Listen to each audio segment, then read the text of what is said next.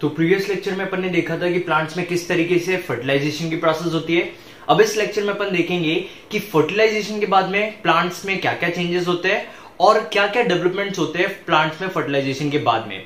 तो अगर अपन फर्टिलाइजेशन के बाद के चेंजेस या फिर डेवलपमेंट की बात करें तो इसे अपन एक कैटेगरी में कैटेगराइज कर सकते हैं और इस कैटेगरी को बोला जाता है पोस्ट फर्टिलाइजेशन चेंजेस या फिर इसे अपन बोल सकते हैं पोस्ट फर्टिलाइजेशन इवेंट्स। अपन ने देखा था कि फर्टिलाइजेशन के पहले जो इवेंट्स होते हैं उसे बोला जाता है प्री फर्टिलाइजेशन और फर्टिलाइजेशन के जो बाद के इवेंट्स होते हैं उसे बोला जाता है पोस्ट फर्टिलाइजेशन। तो अब अपन देखते हैं पोस्ट फर्टिलाइजेशन चेंजेस के बारे में।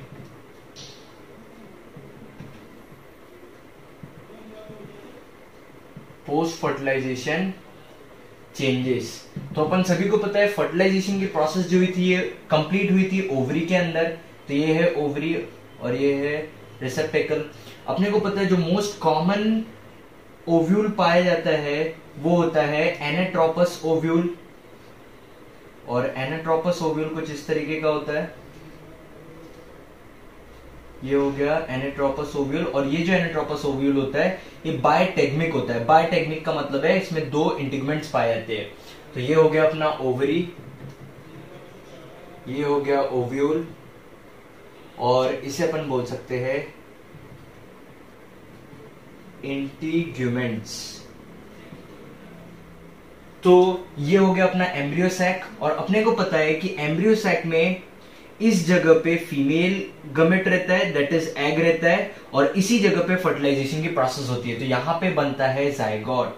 तो अपन इसे लिख सकते हैं ये है जायगोट और ये डिप्लॉयड होता है और ये आगे चल के फॉर्मेशन करता है एम्ब्रियो की। तो इस तरीके से फॉर्मेशन होती है जायगोट की और ये वाला जो एंड होता है ये होता है माइक्रोपाइलर एंड और ये वाला एंड जो होता है ये होता है चलाजल एंड। यहीं पे एक सिनर्जी डी जनरेट हो चुका है और यहाँ पे एक सिनर्जिट था, तो जो दूसरा वाला सिनर्जिट था ये सिनर्जिट डी जनरेट होना चालू हो जाता है। तो अपन यहां से लिख सकते हैं डी जनरेटिंग सिनर्जिट। तो सिनर्जिट यहाँ पे डी जनरेट होने लगा है। अब यहाँ पे सेंटर में फॉर्म होता है एंडोस्पर्म। सबसे पहले क्या होता है तो यहाँ पे दो पोलर न्यूक्लियर रहते हैं, ऐसे दो पोलर न्यूक्लियर रहते हैं, इन दोनों के पास n नंबर ऑफ क्रोमोसोम रहते हैं, दोनों अप्लाइड रहते हैं। फिर जैसे ही फर्टिलाइजेशन होता है, जैसे पहले मेल गमेट आके एग से फ्यूज होता है, फिर उसके बाद सेकंड मेल गमेट आता है और ये आके पोलर न्यूक्लियर के साथ फ्यूजन की प्रोसेस करता है। जब ये पहली बार फ्यूजन की प्रोसेस करता है तब यहाँ पे पीईएन की फॉर्मेशन होता है और ये जो पीईएन बनता है ये एक ट्रिप्लॉइड पीईएन होता है। पीईएन का मतलब होता है प्राइमरी एंडोस्पर्म न्यूक्लियस और ये जो था ये था सेकंड मेल गमेट और ये जो सेकंड मेल गमेट होता है ये भी हेप्लॉइड होता है। तो क्योंकि यहाँ पे तीन न्यूक्लियाई के बीच में आपस में फ्यूजन होता है इसीलिए इस प्रोसेस को अपन ने पढ़ा था, इसे बोला जाता है ट्रिपल फ्यूजन। तो यहाँ पे सबसे पहले पीईएन की फॉर्मेशन होती है। पीईएन का मतलब होता है प्राइमरी एंडोस्पर्म न्यूक्लियस। फिर इसके बाद फॉर्मेशन होता है पीईसी का जिसे बोला जाता है प्राइमरी एंडोस्पर्म सेल और फिर इसके बाद फॉर्मेशन होती है यहाँ पे एंडोस्पर्म की। तो अपन बोल सकते हैं कि ये जो सेंटर वाला पार्ट है सबसे पहले पीईएन बनता है जो ट्रिप्लॉइड होता है, फिर इससे पीईसी बनता है और इस पीईसी से आगे चल के एंडोस्पर्म की फॉर्मेशन होती है। अब अपन सभी को पता है ये जो यहाँ पे एंडोस्पर्म बनता है ये करता क्या है तो ये एक तरीके का न्यूट्रिटिव टिश्यू होता है और ये क्या करता है इस डेवलपिंग एम्ब्रियो को नरिशमेंट प्रोवाइड करता है। तो ये जो एम्ब्रियो है इसको नरिशमेंट प्रोवाइड करता है। फिर ऊपर की तरफ अपन ने देखा था कि चलाजल एंड पे तीन सेल्स होते हैं और ये जो तीन सेल्स होते हैं इन्हें बोला जाता है एंटीपोडल्स। तो ये जो एंटीपोडल्स होते हैं ये एंटीपोडल्स भी डीजेनरेट होने लग जाते हैं। तो अपन लिख सकते हैं यहाँ पे डीजेनरेटिंग एंटीपोडल्स। एंटीपोडल्स जो है वो डीजेनरेट होने लग जाते हैं। तो क्या क्या चेंजेस देखा अपन ने? सबसे पहला चेंज अपन ने देखा कि यहाँ पे सबसे पहले जायगोट की फॉर्मेशन हो चुकी थी। ये जो जायगोट था ये डिप्लॉइड जायगोट है। फिर ये जायगोट आगे चल के किसमें बन जाता है डेवलपमेंट करके एम्ब्रियो बन जाता है। फिर यहाँ पे अपन ने सेंटर में देखा यहाँ पे पोलर न्यूक्लियाई थी। ये पोलर न्यूक्लियाई सबसे पहले पीएन की फॉर्मेशन करता है, पीएन से पीईसी बनता है और पीईसी से आगे चल के एंडोस्पर्म की फॉर्मेशन होती है। फिर इसके बाद अपन ने देखा था जो चलाजल एंड रहते हैं यहाँ पे एंटीपोडल्स रहते हैं और ये एंटीपोडल्स भी डीजेनरेट होना चालू हो जाते हैं। अब अगर अपन ओवरी की बात करें तो ओवरी से आगे चल के फ्रूट की फॉर्मेशन होती है। ओवरी आगे चल के फ्रूट बन जाता है और ये जो ओव्यूल है ये आगे चल के सीड बन जाता है और ये जो इंटीग्यूमेंट्स है ये आगे चल के सीड कोट की फॉर्मेशन करता है। तो ये सब चेंजेस देखे जाते हैं प्लांट्स में पोस्ट फर्टिलाइजेशन चेंजेस के बाद। अब अपने को पता था कि यहां पे जो सेल्स रहते हैं ये सेल्स होते हैं सेल्स ऑफ न्यूसेलस। यहां पे जो सेल्स पाए जाते हैं ये होते हैं सेल्स ऑफ न्यूसेलस। यहां पे एम्ब्रियो सैक के पास बहुत सारे सेल्स प्रेजेंट रहते हैं।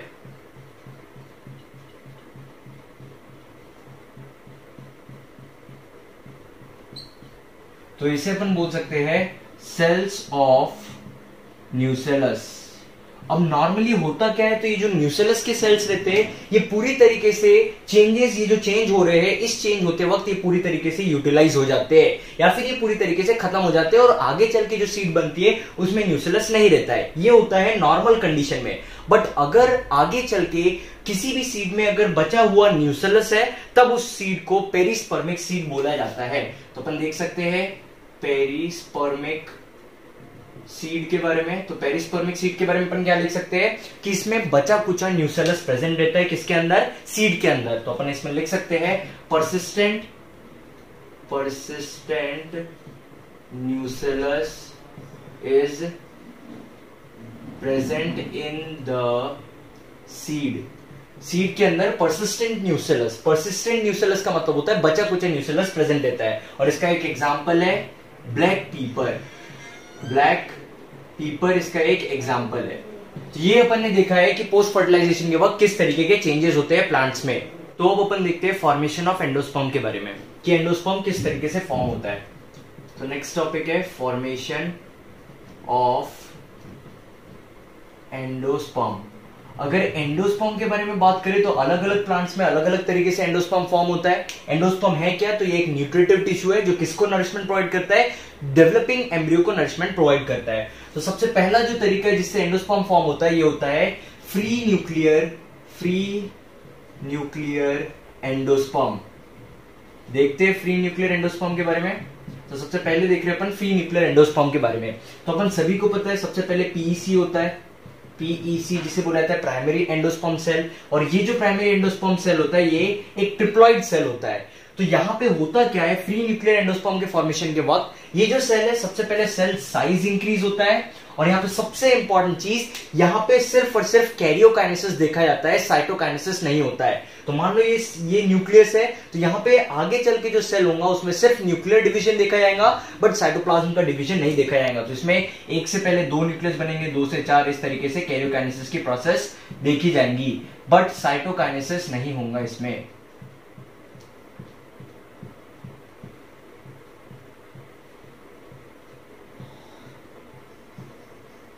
तो अपन इसमें लिख सकते हैं ओनली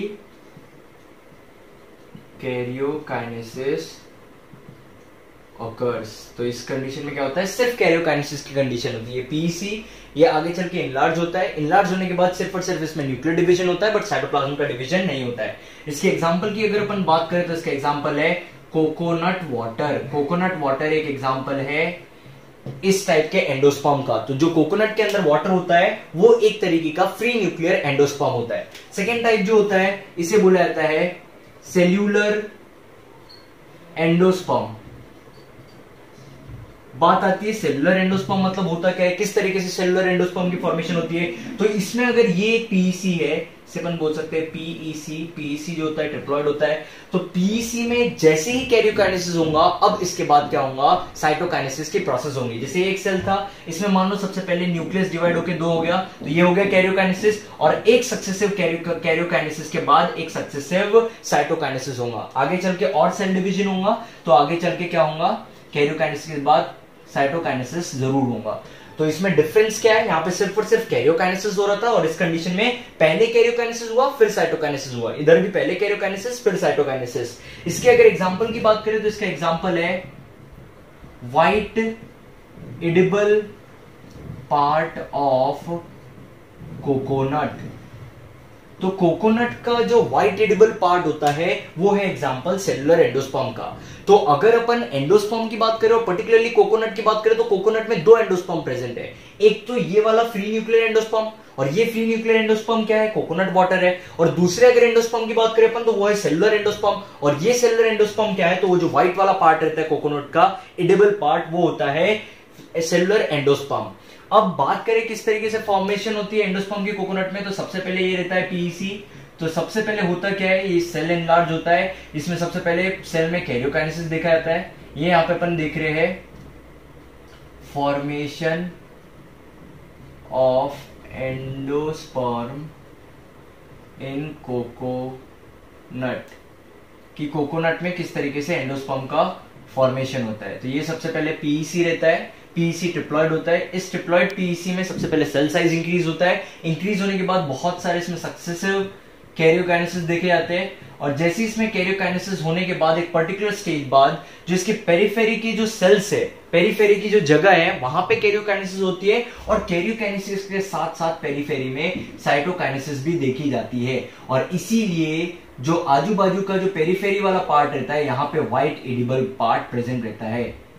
सेंटर में रहता है वाटर, जिसे अपन बोल सकते हैं फ्री न्यूक्लियर एंडोस्पर्म, और पेरिफेरी के तरफ रहता है दूसरा एंडोस्पर्म जिसे बोला जाता है सेलुलर एंडोस्पर्म। तो इसे अपन बोल सकते हैं सेल्यूलर एंडोस्पर्म, और इसे अपन बोल सकते हैं फ्री न्यूक्लियर एंडोस्पर्म। तो ये हो गए दो अलग अलग टाइप के कि एंडोस्पर्म की फॉर्मेशन किस तरीके से होती है, दो अलग अलग टाइप्स देख लिया है। अब अपन देखेंगे अगला टाइप। तो जो अगला टाइप होता है इसे बोला जाता है हेलोबियल एंडोस्पर्म।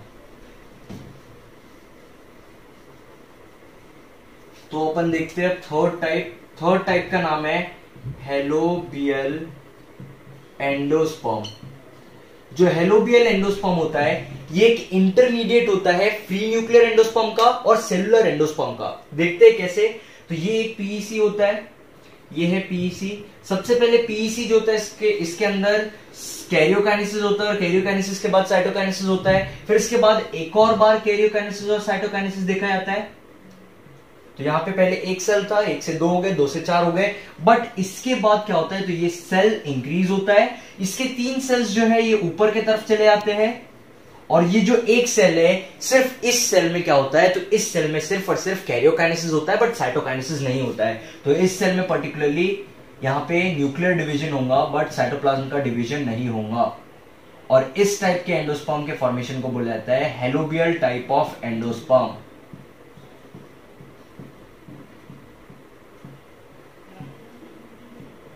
तो इस तरीके से अलग अलग प्लांट्स में अलग अलग तरीके से एंडोस्पर्म की फॉर्मेशन होती है।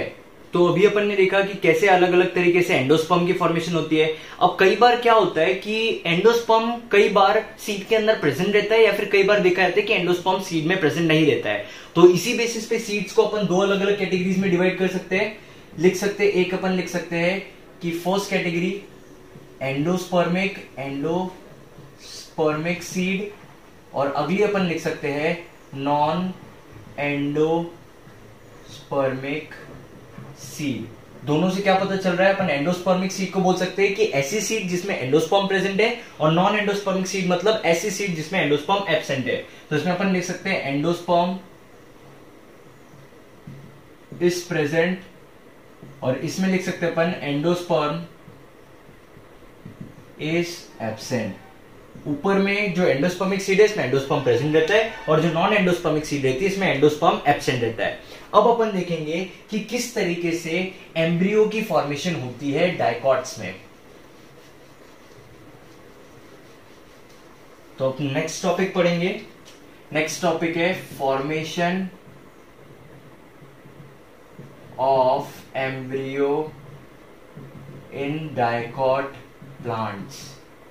डाइकॉट प्लांट्स में किस तरीके से एम्ब्रियो की फॉर्मेशन होती है। तो अपन सभी को पता है सबसे पहले जाइगोट की फॉर्मेशन होती है, और ये जो जाइगोट होता है ये जाइगोट एक डिप्लॉइड जाइगोट होता है। यहाँ पे एक नेसेसरी चीज होती है कि अपने को यहाँ पे जगह मेंशन करना बहुत जरूरी होता है कि ये वाला पार्ट किस जगह का और ये वाला पार्ट किस जगह का है। तो अपने को पता है कि ऊपर वाला पार्ट जो होता है ये होता है चलाजल एंड का, और जो नीचे वाला पार्ट होता है ये होता है माइक्रोपाइलर एंड का। क्यों जगह करना मेंशन है इसको आगे समझेंगे अपन, क्योंकि सेल्स को इस जगह के हिसाब से याद रखा जाता है कि किस जगह पे कौन सी सेल प्रेजेंट है, इसीलिए यहाँ पे जगह को मेंशन करना जरूरी है। तो जो जाइगोट रहता है ये सबसे पहले, अब जितने भी डिविजन होते हैं जाइगोट में ये सारे के सारे माइटोटिक सेल डिवीजन होते हैं। तो यहां पे अपन लिखेंगे कि यहाँ पे अब जो डिवीजन होंगे कैसे होंगे, माइटोटिक सेल डिवीजन। तो तो माइटोटिक सेल डिवीजन होंगे। जो सबसे पहला सेल डिवीजन होता है, इस सेल डिवीजन में ये न्यूक्लियस होता है, ये डिवाइड होके दो सेल्स की फॉर्मेशन करता है। तो ये दो सेल्स की फॉर्मेशन हो गई है। ऊपर की तरफ जो एंड है ये अपना है चलाजल एंड, और नीचे की तरफ जो एंड है ये है माइक्रोपाइलर एंड। अब यहाँ पे सबसे इंपॉर्टेंट होता है कि इस सेल को क्या बोला जाता है और इस सेल को क्या बोला जाता है, और इन दोनों सेल से आगे चल के किस तरीके से एम्ब्रियो की फॉर्मेशन होती है। तो जो ऊपर वाली सेल होती है, जो चलाजल एंड के पास पाई जाती है, इसे बोला जाता है टर्मिनल सेल, और जो नीचे वाली सेल होती है इसे बोला जाता है बेसल सेल। तो ऊपर वाली सेल, ऐसी सेल जो चलाजल एंड के पास थी, इसे बोला जाता है टर्मिनल सेल, और ऐसी सेल जो माइक्रोपाइलर एंड की तरफ थी, इसे बोला जाता है बेसल सेल। अपन अंडरस्टैंडिंग के लिए इस बेसल सेल को अलग कलर से कलर कर लेते हैं। तो अपन ऐसा बना देते हैं बेसल सेल को। तो जो नीचे वाली सेल है इसे अपन बोलेंगे बेसल सेल, और जो ऊपर वाली सेल है इसे अपन बोलेंगे टर्मिनल सेल। अब इस सेल में आगे चल के फिर से सेल डिवीजन होता है। तो होता क्या है यहाँ पे, ये जो बेसल सेल होता है, यहाँ पे सबसे इंपॉर्टेंट चीज, फर्स्ट पॉइंट अपन लिख सकते हैं, यहाँ पे फर्स्ट पॉइंट लिख सकते हैं कि जो बेसल सेल होता है इसमें सिर्फ और सिर्फ ट्रांसवर्स सेल डिवीजन देखा जाता है। तो अपन यहाँ पे लिख सकते हैं transverse cell division occurs in the basal cell. और फिर देखते हैं अपन ट्रांसवर्स सेल डिवीजन की बात किस चीज की फॉर्मेशन होती है। तो यहाँ पे जो सेल है, सबसे पहले सेल डिवाइड होकर दो सेल्स की फॉर्मेशन करती है, फिर ये दो सेल्स चार सेल की फॉर्मेशन करती है, इस तरीके से ये चार सेल आगे चल के 8 सेल की फॉर्मेशन करती है, और ये डिवाइड होता है ट्रांसवर्सली। सेल डिवीजन यहाँ पे देखा जाता है। और जो सबसे नीचे का सेल रहता है, ये सबसे नीचे का जो सेल रहता है, इसे ये एक बड़ा सेल होता है, और देखते हैं अपन इन स्ट्रक्चर को क्या बुलाया जाता है। तो ये जो इतने पूरे सेल्स दिख रहे हैं, इन सेल्स को बुलाया जाता है सस्पेंसर। हुआ क्या, सबसे पहले अपन ने देखा ये जो जाइगोट था सबसे पहले उसमें माइटोटिक सेल डिवीजन हुआ। माइटोटिक सेल डिवीजन होने के कारण यहाँ पे जो जाइगोट था ये एक सेल था, यहाँ पे दो सेल की फॉर्मेशन हो गई। ऐसा सेल जो चलाजल एंड के पास था इसे टर्मिनल सेल बोला अपन ने, और ऐसा सेल जो माइक्रोपाइलर एंड की तरफ था इसे क्या बोला अपन ने, इसे बोला अपन ने बेसल सेल। अब होता क्या है, ये जो बेसल सेल होते हैं ये ट्रांसवर्सली डिवाइड करते हैं, और ट्रांसवर्सली डिवाइड करके सस्पेंसर की फॉर्मेशन करते हैं। और नीचे वाला जो सेल रहता है ये बहुत बड़ा सेल रहता है, और इसे हॉस्टोरिकल सेल बोलते हैं, हॉस्टोरिकल सेल बोला जाता है इसको। अब ये जो ऊपर टर्मिनल सेल है, इस टर्मिनल सेल में भी सेल डिवीजन देखा जाता है। तो इसमें सबसे पहले पहला माइटोसिस होता है तो 2 सेल की फॉर्मेशन होती है, फिर इसमें अगला माइटोसिस होता है तो 4 सेल की फॉर्मेशन होती है। और ये जो स्ट्रक्चर बनता है, इस स्ट्रक्चर को बोला जाता है प्रो एम्ब्रियो, या फिर इसको बोला जाता है, और अपन लिख सकते हैं प्रो एम्ब्रियोनल क्वाड्रेंट। यहाँ पे क्वाड्रेंट क्यों बोला गया है, तो क्वाड्रेंट बोलने के पीछे रीजन है कि यहाँ पे जो सेल्स रहते हैं टोटल 4 सेल्स है, 4 सेल्स आपस में जुड़ी हुई है। तो क्या हुआ, टर्मिनल सेल से प्रो एम्ब्रियो की फॉर्मेशन हुई। सबसे पहले सेल डिवीजन हुआ, 1 से 2 सेल बनी, फिर 2 से 4 सेल बनी, और फिर इस स्ट्रक्चर को अपन बोल रहे प्रो एम्ब्रियो, या फिर इसे बोला जाता है प्रो एम्ब्रियोनल क्वाड्रेंट। फिर इसके बाद अपन ने देखा कि ये जो नीचे वाले सेल थे जिसे बेसल सेल बोला था, इसमें ट्रांसवर्स सेल डिवीजन हुआ, और ट्रांसवर्स सेल डिवीजन होने के बाद सस्पेंसर की फॉर्मेशन हुआ, और जो लास्ट वाला सेल था उसे हॉस्टोरिकल सेल बोला गया। अब यहाँ पे अपन फर्स्ट पॉइंट देखा है, transverse cell division occurs in basal cell. फिर लिख सकते हैं इसमें which leads to the formation of suspensor, जो आगे चल के किसकी फॉर्मेशन करता है, सस्पेंसर की फॉर्मेशन करता है। और अपन लिख सकते हैं, सेकेंड पॉइंट लिख सकते हैं कि टर्मिनल सेल डिवाइड्स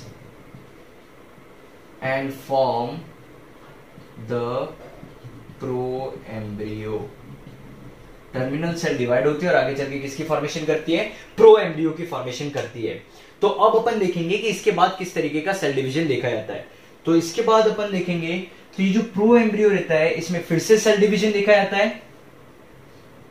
तो प्रो एम्ब्रियो में सेल डिवीजन देखा गया, और ये इसमें अब जो सेल डिवीजन होता है यहाँ पे ये सेल्स डिवाइड होती है और 8 सेल की फॉर्मेशन करती है। तो इसमें होता क्या है, 4 सेल आगे की तरफ रहती है और 4 सेल पीछे की तरफ रहती है, पर अपन अंडरस्टैंडिंग पर्पस के लिए इसे सबको साथ में बनाएंगे। तो यहाँ पे ये 4 सेल थी, इसमें अब सेल डिवीजन होगा तो यहाँ पे 8 सेल की फॉर्मेशन हो जाएगी। तो ये हो गए 8 सेल। और नीचे की तरफ प्रेजेंट रहेगा सस्पेंसर और हॉस्टोरिकल सेल। अब वो सेल जो इसके कांटेक्ट में रहता है, जो इस प्रो एम्ब्रियो के कांटेक्ट में रहता है, इसे अपन लिख सकते हैं प्रो एम्ब्रियो। प्रो एम्ब्रियो इसे अपन बोल सकते हैं प्रो एम्ब्रियो। और ऐसा सेल जो सस्पेंसर का है और प्रो एम्ब्रियो के कांटेक्ट में है, इसको बोला जाता है हाइपोफाइसिस। इसको बोला जाता है हाइपोफाइसिस। और नीचे की तरफ प्रेजेंट रहता है सस्पेंसर्स के सेल, बना सकते हैं अपन सस्पेंसर के सेल।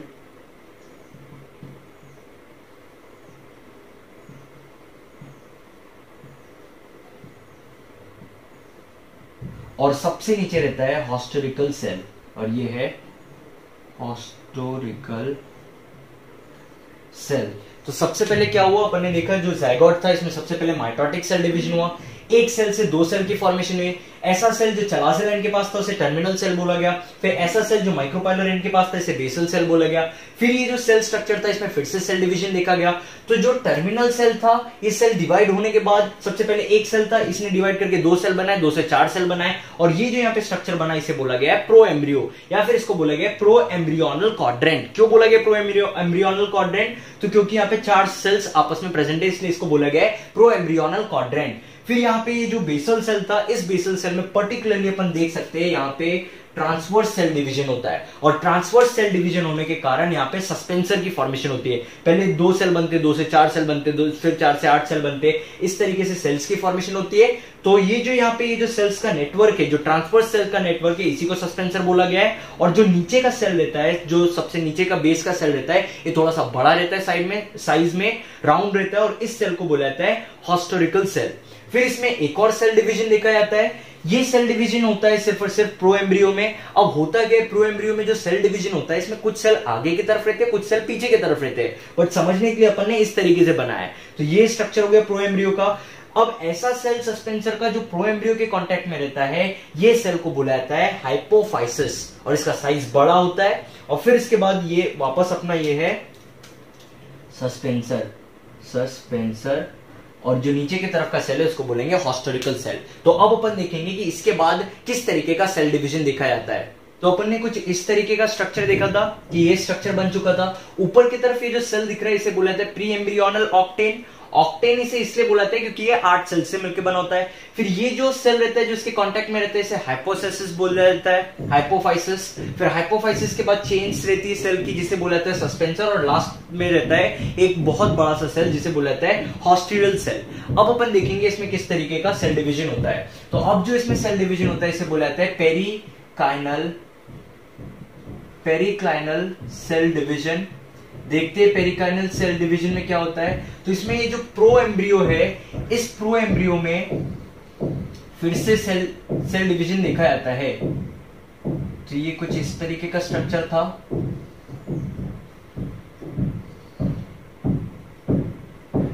ये ऐसा स्ट्रक्चर था प्रो एम्ब्रियो का। तो होता क्या है, यहाँ पे पेरिकाइनल सेल डिवीजन होता है। पेरिक्लाइनल सेल डिवीजन के कारण ये जो सेल्स रहते हैं कुछ इस तरीके से डिवाइड होते हैं। ये वाला सेल अगर है तो ये डिवाइड होकर ऐसा 2 सेल की फॉर्मेशन करेगा, फिर ये वाला सेल 2 सेल की फॉर्मेशन करेगा, ये 2 सेल की फॉर्मेशन करेगा। इस तरीके से यहाँ पे सेल्स की फॉर्मेशन होती है। और इस टाइप के सेल डिवीजन को बोला गया है पेरिक्लाइनल सेल डिवीजन। क्यों पेरिक्लाइनल बोला है? पेरिक्लाइनल सेल डिवीजन में जनरली क्या होता है, तो सेल के पैरेलल में ही सेल की फॉर्मेशन होती है एक नए सेल की। तो ये सेल था, इसके बाद यहाँ पे सेल की फॉर्मेशन है। तो यहाँ पे होता क्या है, ऊपर के जो बाहर के सेल्स दिख रहे हैं, जो बाहर वाले सेल दिख रहे हैं, इसको बोला जाता है डर्मेटोजेन। इसे कहा जाता है डर्मेटोजेन। और ये जो डर्मेटोजेन है आगे चल के एपिडर्मिस की फॉर्मेशन करते हैं। ये डर्मेटोजेन आगे चल के एपिडर्मिस की फॉर्मेशन करते हैं। फिर ये जो ऊपर के सेल्स दिख रहे हैं, ये ऊपर के इतने सेल्स आगे चल के प्लूम्यूल और कॉटिलिडॉन की फॉर्मेशन करते हैं। कॉटिलिडॉन्स और प्लूम्यूल की फॉर्मेशन करते हैं। और ये जो नीचे के सेल दिख रहे इतने, ये आगे चल के हाइपोकोटाइल की हाइपोकोटाइल की फॉर्मेशन करते हैं। तो अपन ने क्या देखा, सबसे पहले यहाँ पे देखा कि कुछ इस तरीके स्ट्रक्चर की फॉर्मेशन हुई थी। फिर इस स्ट्रक्चर में पेरिक्लाइनल सेल डिवीजन हुआ। पेरिक्लाइनल सेल डिवीजन होने के कारण ऐसा स्ट्रक्चर फॉर्म हुआ, जो बाहर के सेल्स थे इन्हें डर्मेटोजेन बोला गया, और ये जो डर्मेटोजेन है ये आगे चल के किसकी फॉर्मेशन करते हैं, एपिडर्मिस की फॉर्मेशन करते हैं। फिर अपन ने देखा ये जो ऊपर हाफ जो था, इस ऊपर हाफ के जो सेल रहते हैं ये प्रिम्यूल और कोटिलेडोन की फॉर्मेशन करते हैं, और ये जो नीचे हाफ के जो सेल रहते हैं ये आगे चल के हाइपोकोटाइल की फॉर्मेशन करते हैं। अब होता क्या है यहाँ पे, ये जो हाइपोफाइसिस था, इस हाइपोफाइसिस में भी सेल डिवीजन देखा जाता है, और यहाँ पे लगभग 8 सेल्स की फॉर्मेशन होती है, मेनली 8 सेल्स की फॉर्मेशन होती है। इस तरीके से 8 सेल की फॉर्मेशन होती है। तो ये वाला पार्ट हो गया अपना हाइपोफाइसिस। हाइपोफाइसिस तो जो ऊपर के जो 4 सेल रहते हैं, ये जो ऊपर के 4 सेल है, ये आगे चल के रूट कॉर्टेक्स की फॉर्मेशन करते हैं। तो अपन इसे लिख सकते हैं रूट कॉर्टेक्स की फॉर्मेशन करते हैं ये आगे चल के। और ये जो नीचे के जो 4 सेल्स रहते हैं ये आगे चल के रूट टिप और रूट कैप की फॉर्मेशन करते हैं। Root tip and root cap, और नीचे की तरफ सस्पेंशर और हॉस्टेरियल सेल्स प्रेजेंट रहते हैं। तो ये हो गया सस्पेंशर,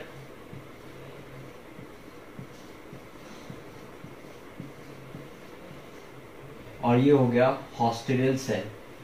तो इसे अपन बोल सकते हैं, इस स्ट्रक्चर को बोल सकते हैं अपन सस्पेंसर, और ये हो गया हॉस्टेरियल सेल। हॉस्टेरियल सेल। तो इस तरीके के एम्ब्रियो की फॉर्मेशन होती है, और ये जो एम्ब्रियो होता है, इस तरीके के एम्ब्रियो को ग्लोब्यूलर एम्ब्रियो बोला जाता है।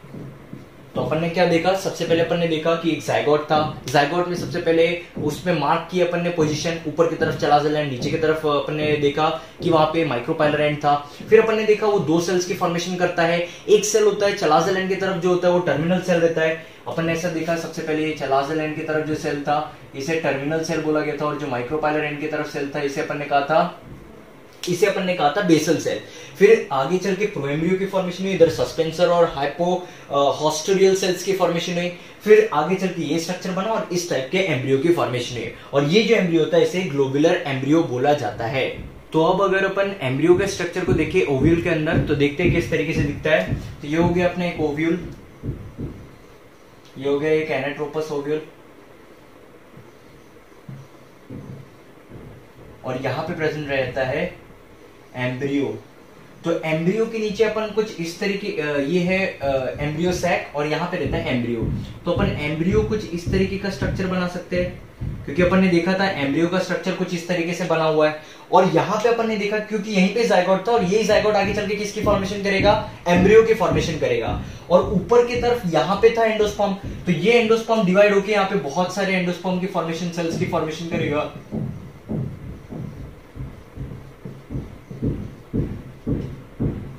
तो ये जो सेल्स अपन बना रहे हैं ये सेल्स है एंडोस्पर्म के सेल्स। तो ये एंडोस्पर्म के सेल्स जो रहते हैं ऊपर की तरफ रहते हैं, क्योंकि सेंटर की तरफ पोलर न्यूक्लियाई थी, और उसी में वहां पे सेकंड मेल गमेट जाके फ्यूज हुआ था, और तब जाके एंडोस्पर्म की फॉर्मेशन हुई थी। तो ये हो गया एंडोस्पर्म। तो ये जो है ये एंडोस्पर्म के सेल्स है,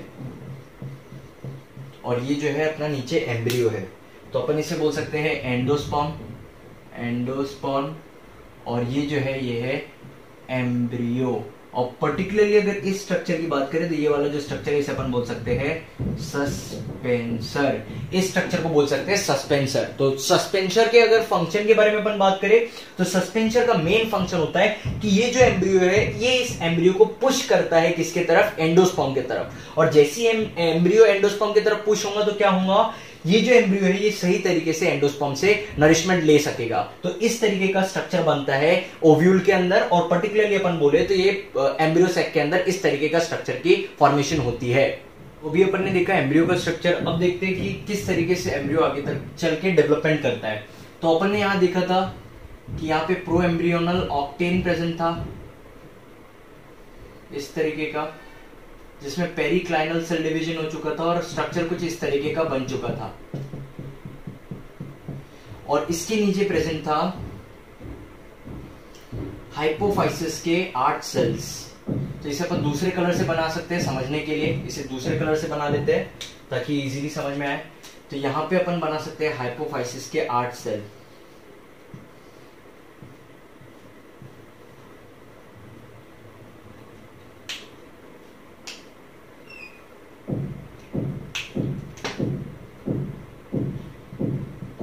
तो देखते हैं एम्ब्रियो आगे चल के किस तरीके से फॉर्मेशन करता है अपनी। तो यहां पे सबसे पहले होता क्या है, तो ये जो नीचे के 4 सेल्स रहते हैं, ये 4 सेल्स आगे चल के यहाँ पे रूट टिप की और रूट कैप की फॉर्मेशन करते हैं। तो ये सेल्स आगे चल के ऐसे कुछ फॉर्म होते हैं इस तरीके से, और ये आगे चल के रूट कैप और रूट टिप की फॉर्मेशन करते हैं। तो यहाँ पे बहुत सारे सेल डिवीजन होता है, यहाँ पे बहुत सारा सेल डिवीजन देखा जाता है, इस तरीके से यहाँ पे सेल डिवीजन देखा जाता है, और यहाँ पे फॉर्मेशन होती है रूट कैप या फिर रूट टिप की। तो ये वाला जो पार्ट हो गया, ये वाला पार्ट हो गया है रेडिकल का, रेडिकल वाला पार्ट है, यहाँ पे बहुत सारा सेल डिवीजन देखा जाएगा। तो अपन बोल सकते हैं इस स्ट्रक्चर को अपन बोल सकते हैं root cap and root tip. ये वाली जगह है रूट टिप और ये है रूट कैप, और ये वाले पार्ट को अपन बोल सकते हैं रेडिकल। फिर ये वाले जो 4 सेल्स रहते हैं आगे चल के रूट कॉर्टेक्स की फॉर्मेशन करते हैं। तो यहाँ के अपन सेल्स बना सकते हैं कि यहाँ के जो सेल्स है ये आगे चल के सेल डिवीजन करते हैं और रूट कॉर्टेक्स की फॉर्मेशन करते हैं। तो ये सेल्स यहाँ पे बहुत सारे सेल डिवीजन करते हैं, ये सेल डिवीजन किया और ये आगे चल के रूट कॉर्टेक्स की फॉर्मेशन कर लेते हैं। यहाँ पे अपन लिख सकते हैं इस स्ट्रक्चर को रूट कॉर्टेक्स।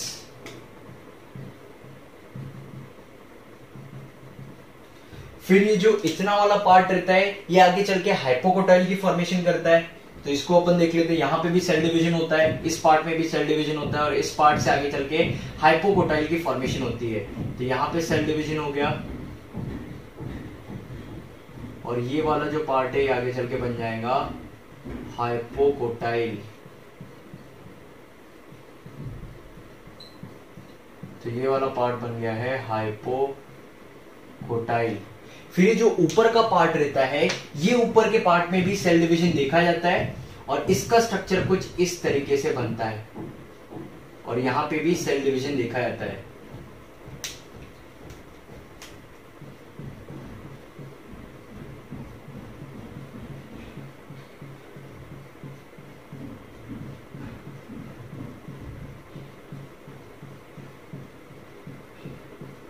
और ये जो स्ट्रक्चर यहाँ पे फॉर्म हो रहा है, ये स्ट्रक्चर होता है कॉटिलिडॉन।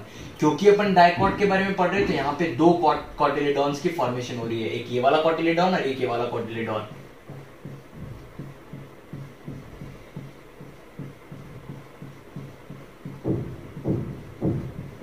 तो अपन इस पर्टिकुलर स्ट्रक्चर को बोल सकते हैं कॉटिलिडॉन। इस स्ट्रक्चर को अपन बोलेंगे कॉटिलिडॉन्स। ये एक कॉटिलिडॉन है और ये दूसरा कॉटिलिडॉन है, और यही ऊपर की तरफ कुछ सेल्स बनते हैं टिप पे, जिसे अपन बोल सकते हैं प्रीम्यूल। इस सेल को बुलाया जाता है प्रीम्यूल, प्रीम्यूल। तो होता क्या है, सबसे पहले अपन ने देखा कि सबसे पहले एम्ब्रियो के, इससे पहले अपन ने स्ट्रक्चर देखा था, ऊपर एक ऑक्टेन बना था, फिर उसमें सेल डिवीजन हुआ। फिर अपन ने देखा कि नीचे के जो हाइपोफाइसिस थे, ये वाला पार्ट जो रहता है ये रूट कैप और रूट टिप के फॉर्मेशन करता है, ये वाला पार्ट आगे चल के रूट कॉर्टेक्स की फॉर्मेशन करता है, और ये इतना जो पार्ट है ये नीचे का रेडिकल वाला पार्ट होता है। फिर ऊपर का ये जो एम्ब्रियोनल ऑक्टेन था, एम्ब्रियोनल ऑक्टेन, ये वाला पार्ट आगे चल के हाइपोकोटाइल की फॉर्मेशन करता है, और ऊपर का जो पार्ट रहता है ये 2 कॉटिलिडॉन्स की फॉर्मेशन करता है, और सबसे ऊपर का पार्ट जो रहता है ये प्रीम्यूल की फॉर्मेशन करता है। अब ऊपर की तरफ जगह नहीं होने के कारण ये जो कॉटिलिडॉन है, ये कॉटिलिडॉन इस तरीके से बेंड हो जाते हैं, इस तरीके से बेंड हो जाते हैं, और ये इस तरीके से बेंड हो जाता है। तो जनरली अगर अपन पहले इस स्ट्रक्चर के पहले, ये बेंड होने के पहले के स्ट्रक्चर को देखें, तो ये जो स्ट्रक्चर दिख रहा है किस तरीके का स्ट्रक्चर दिख रहा है, ये हार्ट शेप स्ट्रक्चर दिख रहा है। तो इसीलिए इस टाइप के एम्ब्रियो को बोला जाता है हार्ट शेप एम्ब्रियो। इस टाइप के एम्ब्रियो को बोला जाता है हार्ट शेप एम्ब्रियो। और जैसे ही इसमें ये इस टाइप के, अभी इसको इंक्लूड नहीं करते अपन, इसको हटा देते हैं क्योंकि ये बाद में बनता है। तो सबसे पहले इस तरीके के एम्ब्रियो की फॉर्मेशन होती है, ऊपर से ये हार्ट शेप दिख रहा है, ऊपर से इसका शेप जो दिख रहा है हार्ट की तरह दिख रहा है, इसीलिए इस टाइप के एम्ब्रियो को हार्ट शेप एम्ब्रियो बोला जाता है। फिर होता क्या है, क्योंकि वहां पे जगह नहीं हो पाती है, तो सही जगह नहीं होने के कारण ये ऐसा बेंड करते हैं, और ये कॉटिलिडॉन इस तरीके से फॉर्मेशन कर लेते हैं। इस तरीके से कॉटिलिडॉन की फॉर्मेशन हो जाती है। तब इस टाइप के एम्ब्रियो को हॉर्स शू शेप एम्ब्रियो बोला जाता है। इसके बाद फॉर्मेशन होती है हॉर्स शू शेप एम्ब्रियो की। तो इस तरीके से एम्ब्रियो की फॉर्मेशन होती है। सबसे पहले अगर सीक्वेंस वाइज बात करें तो सबसे पहले बना था ग्लोब्यूलर बना था, फिर इसके बाद बना था हार्ट शेप, और फिर इसके बाद बनता है हॉर्स शू शेप। तो इस तरीके से एम्ब्रियो की फॉर्मेशन होती है। तो अब अगर अपन डाइकॉट एम्ब्रियो की बात करें तो डाइकॉट एम्ब्रियो में सबसे पहले एम्ब्रियोनल एक्सिस होती है। इसी एम्ब्रियोनल एक्सिस पे दो कॉटिलिडॉन जुड़े हुए रहते हैं, और जिस जगह से दो कॉटिलिडॉन जुड़े रहते हैं इसको बोला जाता है कॉटिलिडोनरी नोड। इसे कहा जाता है कॉटिलिडोनरी नोड, जिस जगह पे ये कॉटिलिडॉन्स जुड़े रहते हैं। तो इसे अपन बोल सकते हैं कॉटिलिडॉन्स। जिस जगह से ये जुड़े रहते हैं इस जगह को बोला जाता है कॉटिलिडोनरी नोड। और ये जो ऊपर की टिप होती है, इस ऊपर की टिप को बोला जाता है प्लीम्यूल, और जो नीचे की टिप होती है इसे बोला जाता है रेडिकल। फिर ये जो कॉटिलिडोनरी नोड है, कॉटिलिडोनरी नोड के ऊपर की जगह को, ये वाली जो जगह है, इस जगह को बोला जाता है एपिकोटाइल। इसी जगह को बोला जाता है एपिकोटाइल। और जो नीचे वाली जगह रहती है इस जगह को बोला जाता है हाइपोकोटाइल। ये वाली जगह जो हो गई, इस जगह को बोला जाता है हाइपोकोटाइल। तो होता क्या है, सबसे पहले ये एम्ब्रियोनल एक्सिस है, ये वाली जो जगह दिख रही है अपने को, ये यहां से लेके यहां तक की ये पूरी जो है इसे बोला जाता है एम्ब्रियोनल एक्सिस। तो होता क्या है, सबसे पहले एम्ब्रियोनल एक्सिस रहती है, इस पे दो कॉटिलिडॉन्स जुड़े रहते हैं। जिस जगह से दो कॉटिलिडॉन्स जुड़े रहते हैं उसे बुलाया जाता है कॉटिलिडोनरी नोड। इस जगह से दो कॉटिलिडॉन्स जुड़े रहेंगे, ये कॉटिलिडॉन्स। ऊपर की जो टिप होती है इसे प्लीम्यूल बोला जाता है, नीचे की टिप होती है इसे रेडिकल बोला जाता है। फिर ये जो कॉटिलिडोनरी नोड के ऊपर का पार्ट है इसे बोला जाता है एपिकोटाइल, और कॉटिलिडोनरी नोड के नीचे के पार्ट को बोला जाता है हाइपोकोटाइल। तो अपन ने यहाँ पे देख लिया है कि किस तरीके से एक डाइकॉट एम्ब्रियो की फॉर्मेशन होती है। अब अपन नेक्स्ट लेक्चर में देखेंगे कि किस तरीके से मोनोकॉट एम्ब्रियो की फॉर्मेशन होती है।